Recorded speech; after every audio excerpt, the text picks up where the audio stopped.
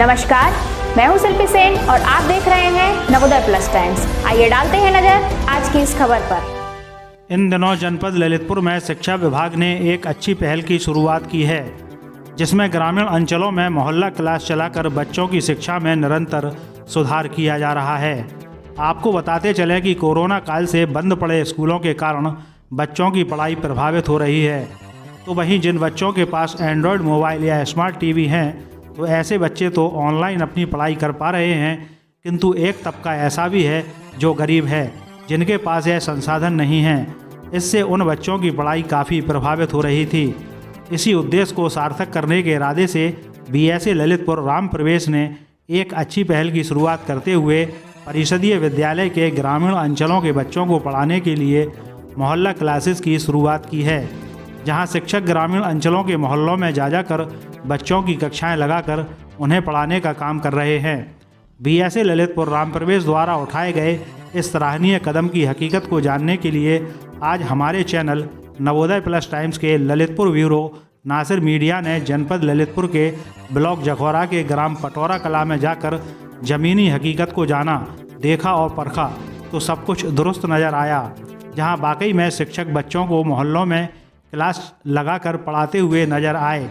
इस दौरान बताया गया कि इस प्रकार ग्रामीण अंचलों के गरीब बच्चे जो आधुनिक संचार सुविधाओं से वंचित हैं, उनकी पढ़ाई प्रभावित नहीं होगी। आइए देखते हैं नासिर मीडिया की यह रिपोर्ट। मैं इस समय खड़ा हूँ ग्राम पटौरा कला में। मैं आपको बताऊँ, यहाँ पर मोहल्ला क्लासें चल रही हैं जो बच्चों को शिक्षा दी जा रही है। कई महीने पहले कोरोना की मार झेल रहे छोटे छोटे स्टूडेंट आज यहाँ मोहल्ला क्लासों में आप देख सकते हैं किस प्रकार से यहाँ पर बच्चे पढ़ रहे हैं, अध्यापक भी पढ़ा रहे हैं। यहाँ पर बच्चों से जब हमारी बात हुई है तो उन लोगों को कहना है कि हम लोगों को यहाँ पढ़ाई में लाभ मिल रहा है, हमारे पास ऐसे फोन नहीं है जिससे हम लोग पढ़ सकते हैं। लेकिन कुछ अध्यापक गाँव में जाकर मोहल्ला क्लासों से बच्चों को पढ़ा रहे हैं। ललितपुर से आप लोग यहाँ पर पढ़ रही हैं, कौन सी क्लासें लग रही हैं? मोहल्ला क्लास है। हमारे सर आते हैं, अध्यापक राजेश सर वे पढ़ाते हैं। हमारी एक साल बर्बाद जा रही थी कोरोना की वजह से, इसीलिए हमारे मोबाइल नहीं है, इसीलिए यहाँ पर पढ़ते हैं। हमें अच्छा लगता है, हम साथ में पढ़ते हैं और इंग्लिश पढ़ते हैं, इसीलिए हमें अच्छा लगता है। कौन कौन से सब्जेक्ट पढ़ा रहे हैं? अंग्रेजी पढ़ रहे हैं, हिंदी, गणित सब सब्जेक्ट पढ़ रहे हैं। सब जने साथ में पढ़ते हैं, इसलिए हमें अच्छा लगता है। रोज आती हो आप लोग? यहाँ पर कौन सी क्लासें चल रही है, कौन लोग पढ़ा रहे हैं? मोहल्ला क्लास चल रही है। हमारे अध्यापक जी आते हैं, राजीव शर्मा, जो हमें यहाँ पढ़ाते हैं। हमारे पास ऐसा स्मार्टफोन नहीं है, इसीलिए हमारे गांव में आते हैं ग्राम पटौरा कला में। और क्या क्या पढ़ रहे हैं आप लोग?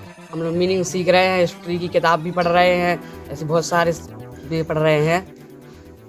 तो अभी स्कूल बंद है तो ऐसा यहाँ पढ़ रहे हैं तो अच्छा लग रहा है? यस, यहाँ अच्छा लग रहा है। स्कूल बंद है कोरोना की वजह से, इसी वजह से हमारी एक साल वेस्ट हो जाती, इसलिए सर यहाँ आ रहे हैं और हम लोग मोहल्ला क्लास पढ़ रहे हैं। बहुत अच्छा लग रहा है। मोहल्ला क्लासें जो लग रही हैं, किस प्रकार से हम मैनेज करते हैं, क्या पढ़ाते हैं?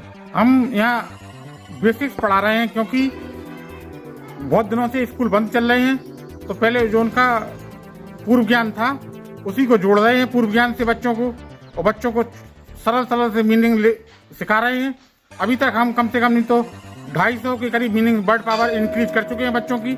और हिस्ट्री एसएसटी में भी देख रहे हैं, और मैथ में भी हम देख लेते हैं कि सब्ट्रैक्शन, ट्रायंगल वगैरह, पाइथागोरस थ्योरम वगैरह, उसके बारे में भी हम बताते हैं। हमारे इसमें बीएसए सर श्री राम प्रवेश जी का हमें बहुत सहयोग मिल रहा है, और हमारे जो खंड शिक्षा अधिकारी हैं जमील अहमद जी, उनका भी सहयोग मिल रहा है।